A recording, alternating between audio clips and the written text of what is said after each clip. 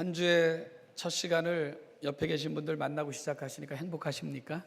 네, 서로에게 아름다운 행복의 에너지들이 되주시길 바라고요. 누가복음 18장 9절부터 14절이 오늘 함께 나눌 하나님의 말씀입니다. 누가복음 18장 9절부터 14절 말씀을 교독하는 방식으로 같이 읽겠습니다. 제가 9절 먼저 읽죠. 또 자기를 의롭다고 믿고 다른 사람을 멸시하는 자들에게 이 비유로 말씀하시되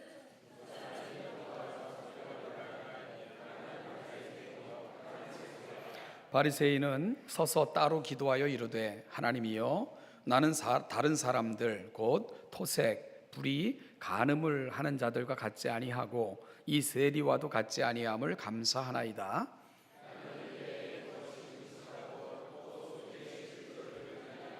세리는 멀리 서서 감히 눈을 들어 하늘을 쳐다보지도 못하고 다만 가슴을 치며 이르되 하나님이여 불쌍히 여기소서 나는 죄인이로소이다 하였느니라.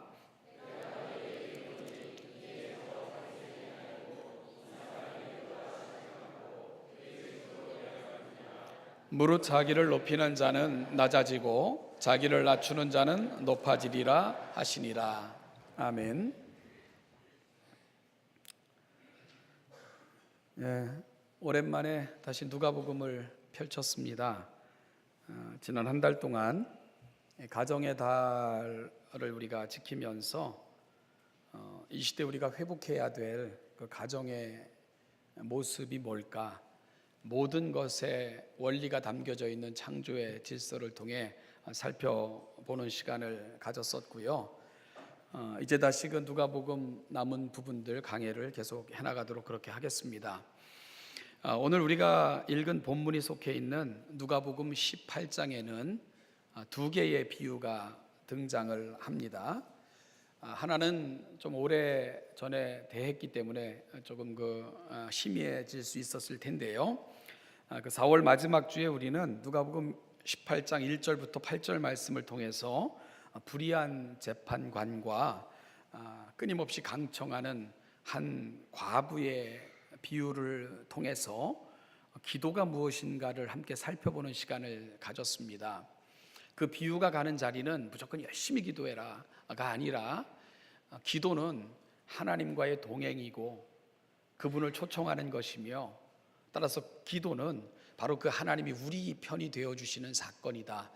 이 부분을 누가복음 18장 1절부터 8절을 통해서 다루었고요. 오늘 우리는 또 한 가지 비유를 이렇게 듣게 되는데요. 바로 그 바리새인과 세리의 비유로 잘 알려진 비유입니다. 먼저 오늘 다루고자 하는 그 본문을 잠깐 그 내용을 간단하게 좀 다시 한번 정리해 볼게요.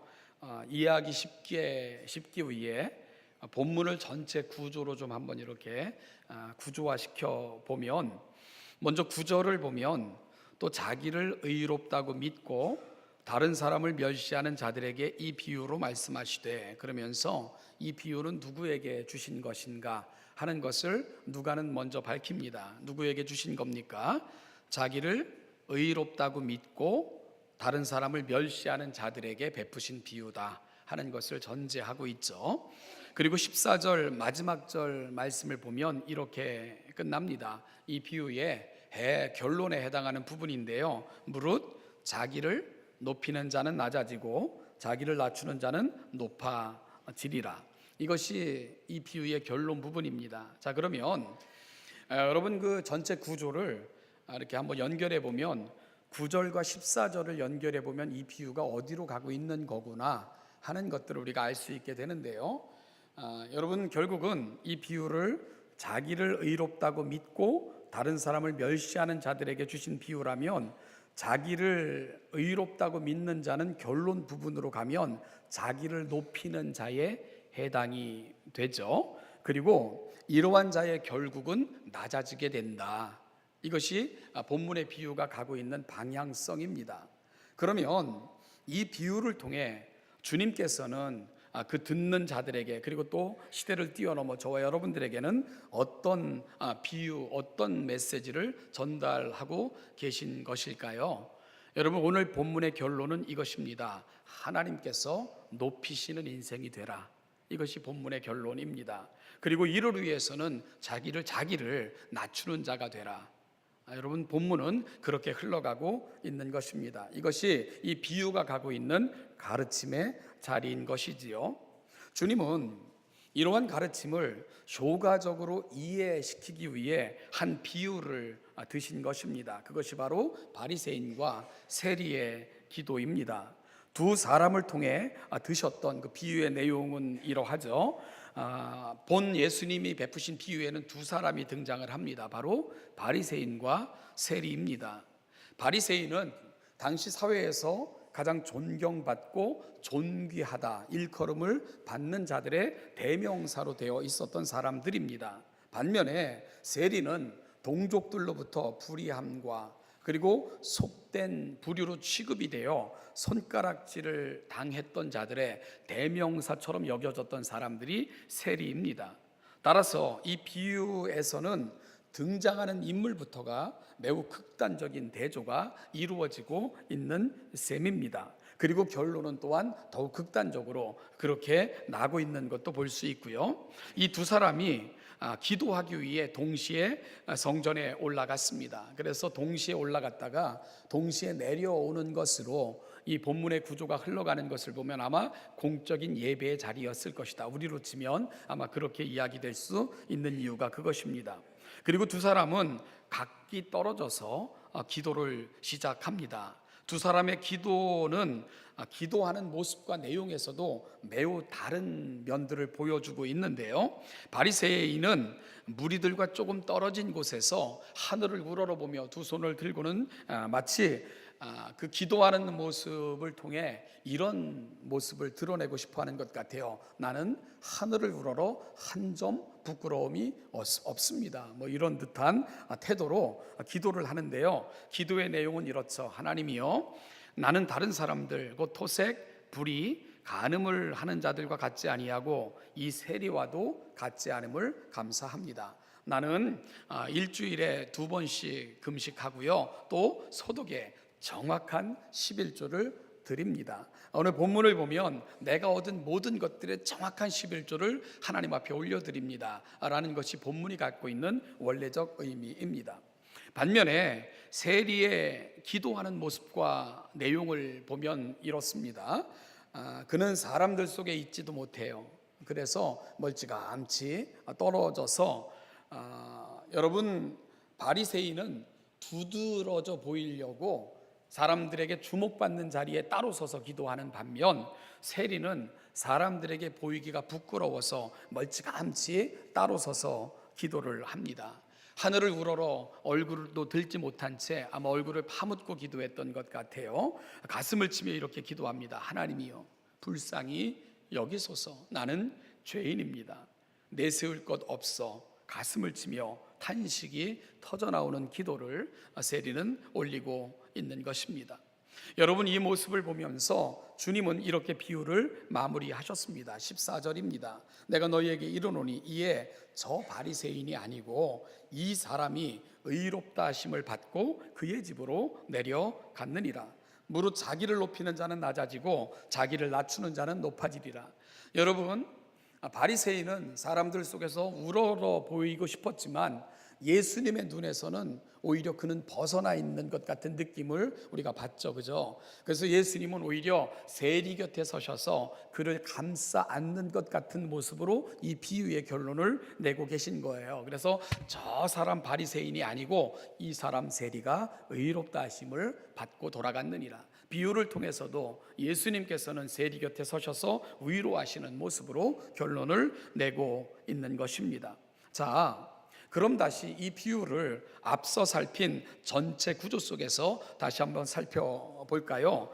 여러분, 이 비유의 대상이 누구라고요? 자기를 의롭다고 믿고 다른 사람을 멸시하는 자들에게 주신 비유다 말씀을 나눴고요. 자, 그렇다면 비유에 나오는 두 사람은 각각 누구를 대변하고 있습니까? 자기를 의롭다고 믿고 있는 사람은 누구죠? 바리새인입니다. 비유에 나오는 사람. 그러면 그 사람이 멸시했던 그 대상은 누가 되는 겁니까? 세리가 되겠지요. 여기서 우리가 조금 관심을 갖고 본문을 살필 부분이 있는데요. 이 비유의 대상으로 제시된 자기를 의롭다고 믿는, 여기서 이 믿는이라는 말이 참 중요한 단어입니다. 여러분, 믿는다 이 말이 참 소중한 단어임에도 이잖아요. 그런데 여기서 사용된 동사는요, 비스티오, 믿다, 이렇게 사용되는 헬라어가 아니고요, 페이도라는 헬라어가 사용이 되고 있습니다. 그런데 이 믿는, 이 페이도는 물론 신뢰한다, 이런 뜻을 갖고 있지만, 이 신뢰가 어떻게 주어질 때 이 페이도라는 헬라어가 사용이 되냐면요, 내면적 자기 확신이에요. 그래서 이거는 강요하다라는 의미로도 사용이 됩니다.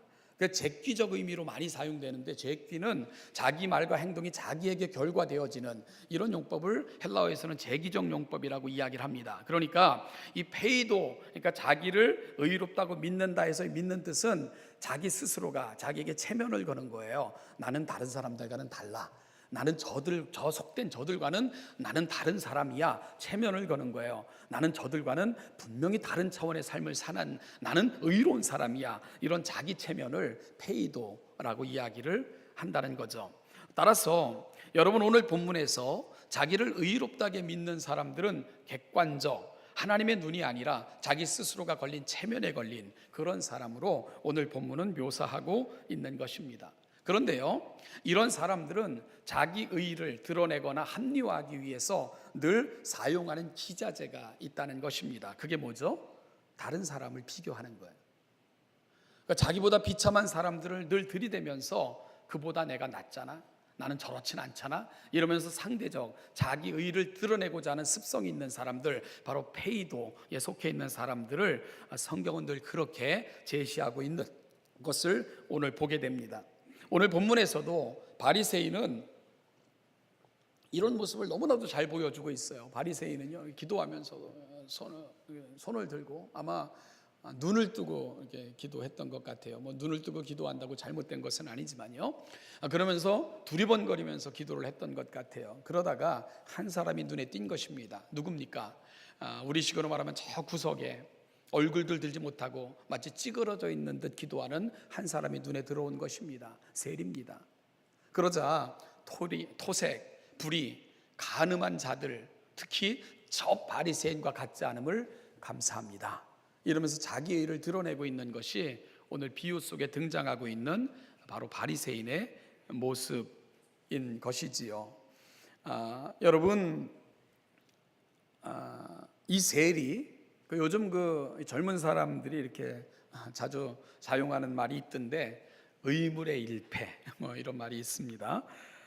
자기도 모르게 의도하지도 않았던 곳에서 자신에 대해 내려진 평가로 인하여 받게 되는 불이익, 이런 것들을 의물의 일패를 당했네, 이렇게 표현을 하더라고요. 오늘 본문에 나타나는 세리는 어찌 보면 의문의 일패를 당한 것입니다.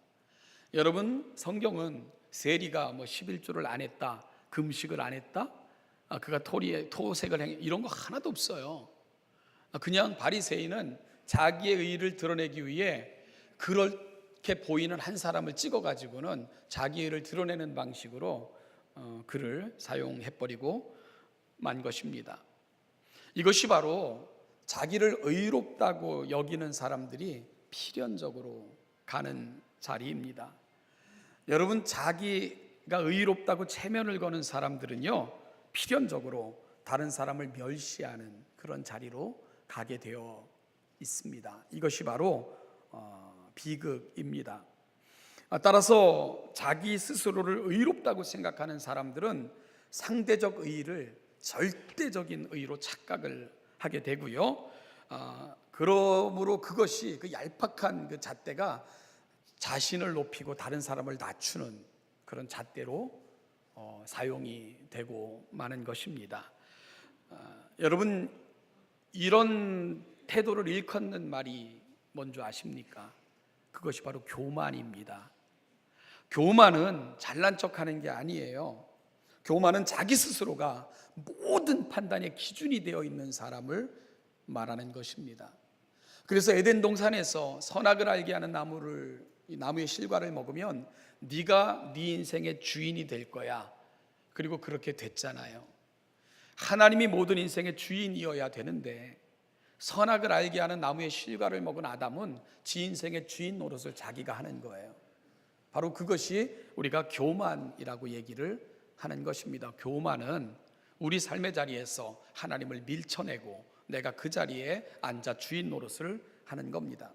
그래서요, 이 C.S. 루이스라는 그 사상가는 교만에 대해서 이렇게 표현을 했습니다. 교만은 다른 죄들과 같지 않은 특수한 죄입니다.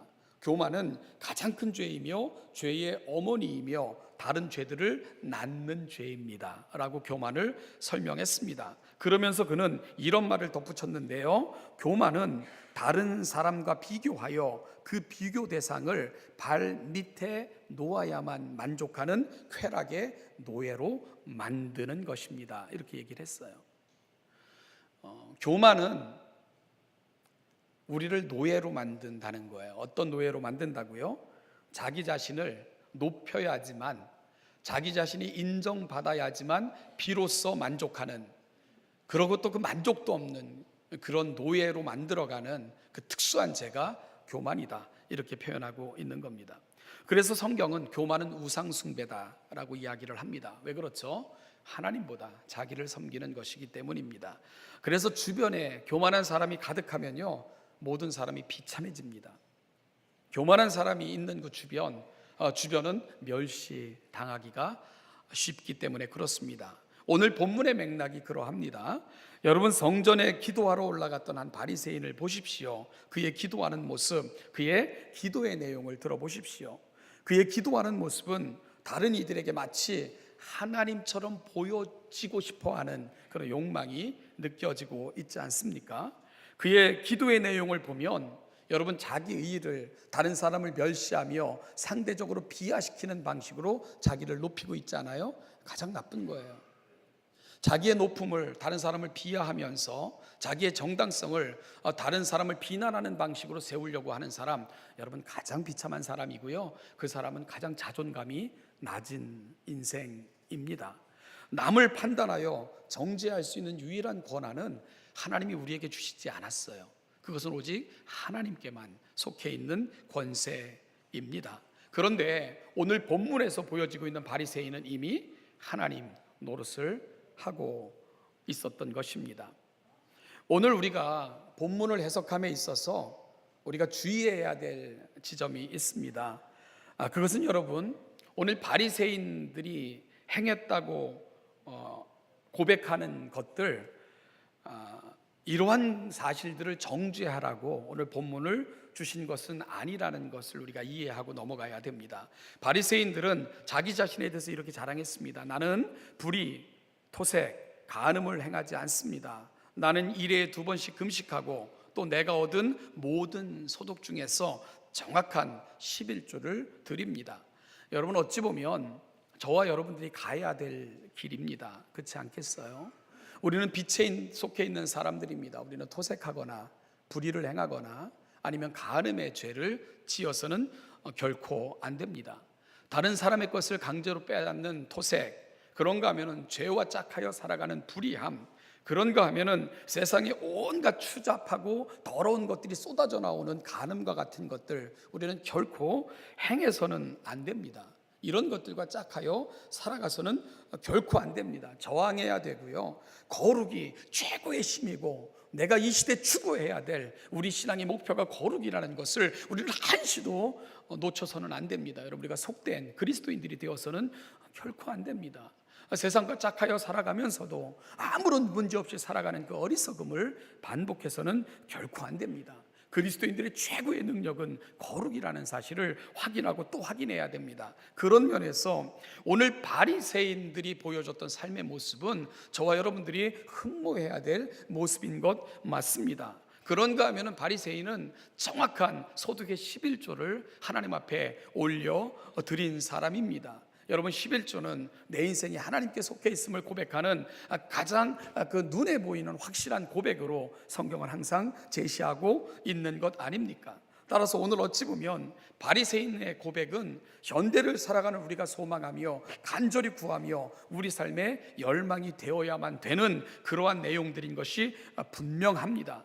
여러분, 오늘 우리가 이렇게 살지 못했다면 오늘 세리의 가슴으로 가슴을 치며 하나님 이런 삶을 살게 해달라고 하나님 앞에 간절히 구하며 그리 나아가야 되는 것이 하나님의 사람들의 마땅한 고백이고 간절한 열망이어야 될 것입니다. 따라서 이 비유를 읽고는 섣불리 바리새인처럼 살지 말고 세리처럼 살라는 거네 하는 결론에 이르러서는 결코 안 된다는 사실입니다. 오늘 본문은 그런 이야기를 하고 있는 메시지가 아니기 때문입니다. 여러분, 그렇다면 오늘 본문을 통해 주님께서 주시고자 하는 그 분명한 메시지가 뭘까요? 바로 앞에서 살핀 그 본문의 구조를 통해 우리는 이미 답을 찾았습니다. 그 답이 뭡니까? 하나님께서 높이시는 인생이 되라는 것입니다. 그것은 하나님 앞에서 자신을 낮추고 다른 사람들을 멸시하지 않는 삶이어야 된다는 것을 주님께서는 결론적으로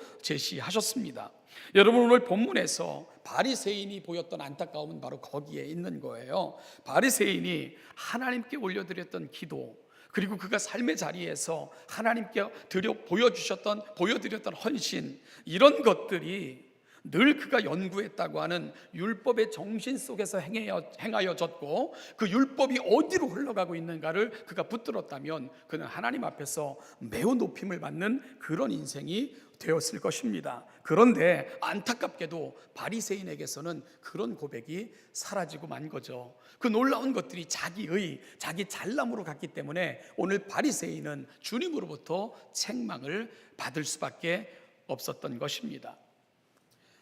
요즘 저희는 신명기에 이렇게 흠뻑 젖어서 이렇게 살고 있습니다.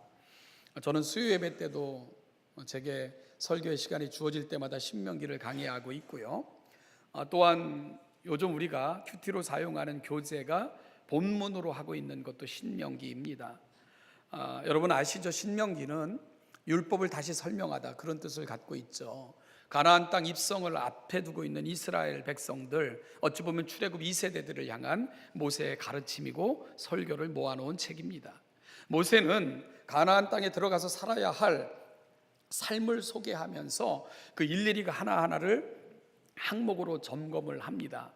그런데 여러분, 모세가 점검해주는 가나안 땅에 들어가서 살아야 될 그 삶의 첫 번째 내용은 예배에 대한 부분이에요. 그러니까 그리스도인들이 예배에 실패하면 안 됩니다.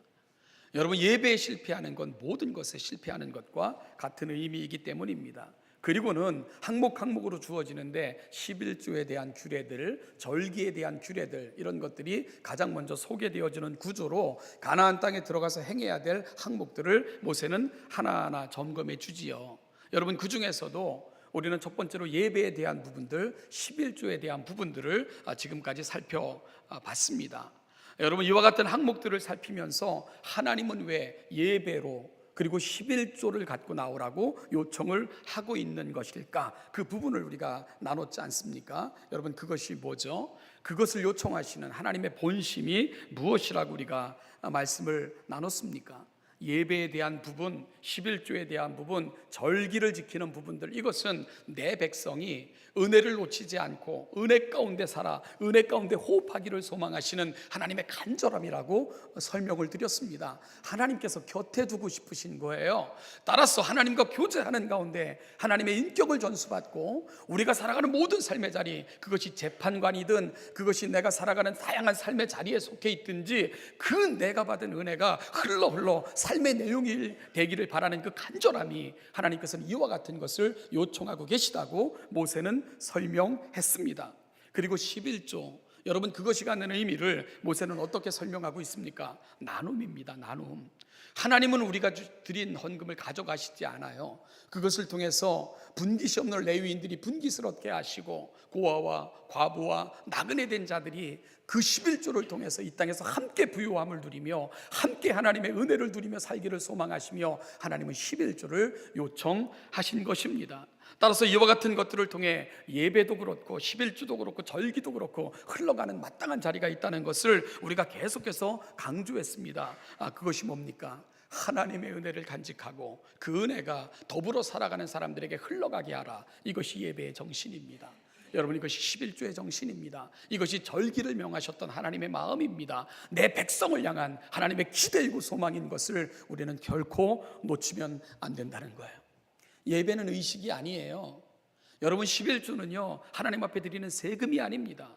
하나님께서 우리에게 주신 은혜를 놓치지 않고자 하는 발버둥, 그리고 예배의 자리에서 우리는 주변을 돌아봐야 되는 겁니다. 여러분, 정죄하여 나의 의의를 드러내고자 함이 아니라 하나님이 내게 주신 은혜가 어디로 흘러가야 되는 것을 확인받기 위해 하나님은 주변을 돌아보라고 그렇게 말씀하고 계신 것입니다. 바리새인은 이걸 놓친 거예요. 율법에 그렇게 연구한다고 하면서 하나님 앞에 특별한 자들이라고 주장할 줄 알면서도 하나님의 마음이 어디로 흘러가고 있는가, 그걸 놓쳤기 때문에 그는 하나님 앞에서 높아지고자 했지만 낮아지는 자리에 이를 수밖에 없었던 것입니다. 은혜가 가슴에 머무는 사람들이 보여주는 삶은 늘 두 가지로 나타납니다. 하나는 감사입니다. 나의 나 된 것, 오늘 내가 이 자리에 있는 것, 그 자체가 감사 아닙니까? 영원한 멸망에 처했던 자, 죽음 이후에 어떤 것이 우리를 기다리고 있지 못하는 그 안타까운 상황에서 영혼을 하나님께서 우리에게 선물로 주신 그 은혜, 그것도 선물로 주신 거 아닙니까? 그러니 어찌 감사하지 않을 수가 있겠습니까? 그리고요, 은혜가 가슴에 머무는 사람들은 또 한 가지, 바로 은혜의 통로가 되어준다는 것입니다. 내가 받은 은혜가 또 다른 사람들에게 증거되어 흐르길 원하는 그 간절한 가슴, 그것이 바로 하나님의 은혜를 경험한 사람들의 가슴이 된다는 것입니다. 오늘 본문의 비유에서 우리는 두 종류의 인생들을 만났습니다. 바리새인과 세리입니다. 이 둘은 여러분 별개의 존재가 아니고 어찌 보면 우리 안에 늘 상존하는 우리의 두 모습일 수도 있겠다 싶은 생각을 했습니다. 그래서 오늘 본문을 통해 우리는 이런 결론을 내리면 좋지 않겠는가? 바리새인의 삶을 열망하며 세리의 가슴으로 살자. 여러분, 오늘 본문을 통해 누구가 정죄되어지고 누구가 심판되어지라고 이 말씀을 주신 것은 아닙니다. 나는 어디에 속해 있는가? 오늘 살아가는 나의 모습은 어디에 위치해 있는가 돌아보며 우리가 가야 되는 자리가 어디인가를 확인해 주시기 위해 주님께서는 이 비유를 베풀었음을, 그래서 바리새인의 모습을 통해 나도 봐야 되고요, 세리의 모습을 통해서도 나를 찾아가는 순례를 우리는 시작해야 되는 것입니다. 세상의 죄에 밀려 떠내려가지 마시고 토색, 불의, 간음하는 그 세상의 가치관들을 좇지 아니하며 철저하게 하나님을 구하며 그분으로부터 받은 그 마땅한 것들을 그분께 올려드릴 줄 알 뿐만 아니라 이것이 흘러 더불어 살아가는 사람들에게 또 다른 은혜가 되기를 간절히 소망하는 마음, 여러분, 그것이 바로 저와 여러분들이 이 예배의 시간 여기서 붙들어야 될 주님이 주시는 마음이어야 됩니다. 그런가 하면 여러분, 우리 주변에 세리와 같은 자들이 있다면 그들은 우리에게 멸시되거나 경멸되어질 존재가 아니라는 것을 확인받고 돌아가셔야 돼요. 여러분, 돌아보시면서 다가가셔야 되는 겁니다. 혼자 앉아있는 외로운 분이 있다면 다가가셔서 손잡아 주셔야 돼요. 눈물 흘리는 분이 있다면 그 어깨 감싸 안으시고 함께 눈물 흘려 주셔야 됩니다. 지친 분이 있으면 위로해 주셔야 돼요. 여러분, 사실 세리 한 것 아무것도 없어요. 하나님 앞에 나와서 난 죄인입니다. 하나님, 내가 어찌 하나님의 긍휼을 구할 수 있겠습니까? 눈물을 흘리며 가슴을 친 것뿐이에요. 그런데 주님은 그의 곁에 다가가셔서 그의 어깨를 감싸 안으시고 뭐라고 결론 내리십니까? 이 사람이 내게서 가깝다, 저 사람이 내게서 멀다라고 말씀하고 계시잖아요. 주님의 마음이 어디로 흘러가시고 이 비유를 통해서 보여주시는 그 마음이 뭔가를 확인하셔야 됩니다. 이것이 바로 예배자가 가야 되는 자리입니다. 나와 다름이 내 기준으로 나를 의롭다고 주문을 거는, 그리고 그 어리석음이 누군가를 판단하는 잣대가 되어 판단과 정죄의 도구가 되지 않기를 우리가 기도해야 됩니다. 하나님께서는 우리에게 판단하고 정죄할 권세를 주시지 않았음을 확인받는 것도 늘 중요합니다. 세리의 가슴으로 정말 하나님 앞에 설 수 없는 자가 하나님 앞에 설 수 있다는 감사와 감격, 그것이 우리가 놓치지 말아야 될 우리 마음의 고백이어야 된다는 것입니다. 그러면서 하나님 앞에서 의로움을 결단하고 돌아가는 자리가 늘 우리의 예배의 자리가 되어야 될 것입니다. 책 한 권을 소개하고 마치겠습니다. 어느 책에서 플래너리 오코너라는 분이 쓴 단편 소설 계시라는 내용을 이렇게 소개한 것을 제가 간접적으로 읽은 것인데요. 소개함에 좀 주저함이 있지만 그래도 좀 소개를 해보겠습니다. 이 이야기 속에는 털핀이라는 그 부인이 등장을 하는데요. 이 털핀이라는 부인이 어느 날 그 대학병원 대기실에 앉아 있었습니다.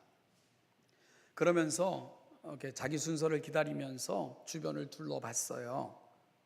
병원을 드나드는 사람들, 앉아있는 사람들을 둘러봤습니다. 그러면서 한 사람 한 사람을 평가하기 시작을 했어요. 자기와 비슷한 부류의 사람들이 지나가면 저 사람은 왜 아플까? 뭐 때문에 왔을까? 생각하기도 했고요. 그 책 속에는 천한 흰둥이, 그 다음에 검둥이들이라는 표현들이 등장을 해요. 그러니까 경멸하는 겁니다. 백인이지만 옷차림이 허름하거나 뭔가 사회적으로 낮은 계층에 있는 사람들 같은 경우에 이렇게 경멸의 눈초리로 바라보고, 그 다음에 흑인들이 지나가면 아유 저는 검둥이들 하면서 또 이렇게 경멸 업신여기고 이러면서 지나가는 사람들을 쭉 살펴보고 있었어요. 어느 잠이 오지 않는 밤에 이 부인은 엎치락 뒤치락 하다가 상상의 세계 속으로 들어가게 됩니다. 어떤 상상을 했냐면, 현재의 내가 아니라면 나는 어떤 종류의 사람이 되기를 바라는가, 이런 질문을 해봤습니다. 그런데 그런 생각 끝에 이런 생각이 드는 거예요. 예수님께서 나를 만드시기 전에 묻기를 여기에 너를 위하여 두 자리가 남아 있는데 하나는 천한 흰둥이요, 그러니까 병원에서 이렇게 상상했던, 보면서 자기가 평가 내렸던, 다른 하나는 검둥이란다. 너는 어떤 것을 선택하겠니? 이렇게 질문을 받는 것 같은 상상을 해본 거죠. 그렇다면 자기는 아마 그렇게 대답했을 거라는 생각을 했어요. 예수님, 제발 부탁입니다. 또 다른 자리가 있을 때까지 제가 좀 기다리면 안 될까요? 그 두 자리는 내가 원하지 않고요. 다른 자리가 생길 때까지 좀 유보해 주시면 안 될까요? 아마 그렇게 말했을 거야 라는 생각을 해봤습니다. 이런 생각에서 다시 제정신으로 돌아온 털핀 부인은 예수님, 현재 상태로 나를 만들어 주심에 대해서 정말로 감사합니다 라고 소리치고 싶은 마음이 희열을 느낀 거예요. 그러니까 자기가 검둥이로 태어났다면, 백인이지만 자기가 경멸했던 그런 사람으로 태어났다면 어이구 끔찍한 거죠.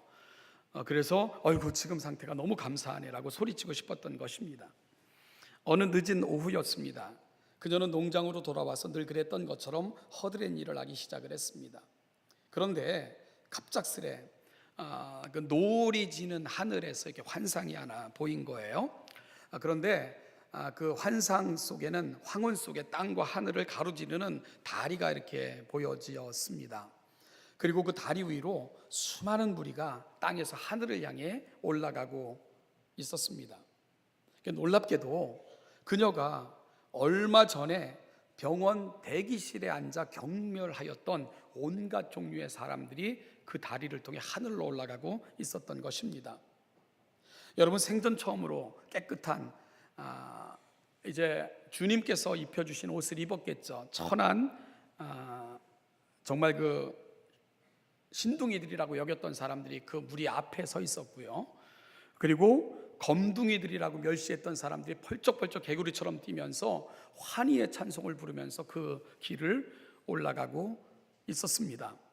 그리고 그 대열 맨 마지막 부분을 보니까 부끄러워서 얼굴도 들지 못한 채 그렇게 걸어가는 사람들이 보였습니다. 바로 자기가 속해 있는 그룹이었습니다.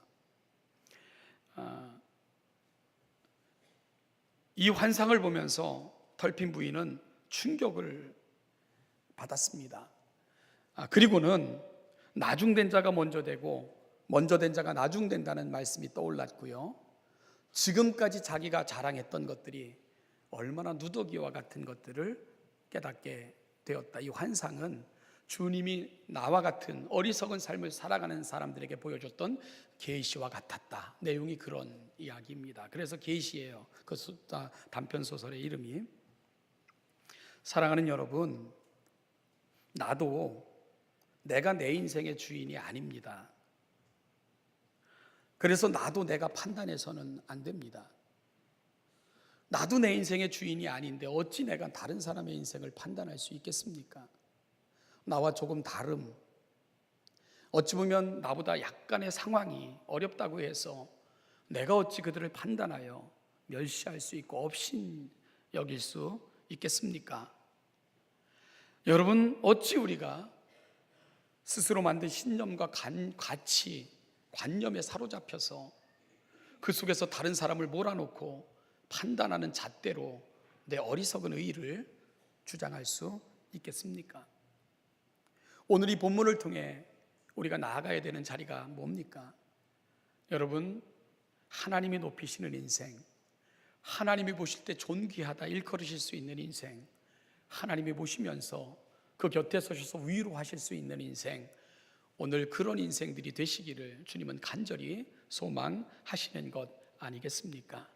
오늘 본문을 통해 우리가 나아가는 자리가 그런 자리가 될 수 있기를 간절히 소망합니다. 기도하겠습니다. 하나님 아버지, 은혜와 사랑을 감사합니다. 우리가 지금까지 살아오면서 말하고 행동하고 결정하고 그리고 또한 우리가 삶을, 사람들을 바라봤던 태도들, 정말 주님이 보실 때 어떻게 평가하실까? 주님이 내 인생을 어떻게 바라보실까? 오늘 주님께서 내 인생을 보시면서 어떻게 말씀하실까? 깊이 묵상하는 가운데 하나님이 높이시는 인생, 하나님께서 귀하다 인정하시는 인생, 하나님의 손으로 우리 어깨 감싸 안고 동행하실 수 있는 그런 인생을 향한 아름다운 고백과 결단이 있는 귀한 이 아침이 되게 하여 주시옵소서. 감사드리며 예수님의 이름으로 기도하옵나이다. 아멘.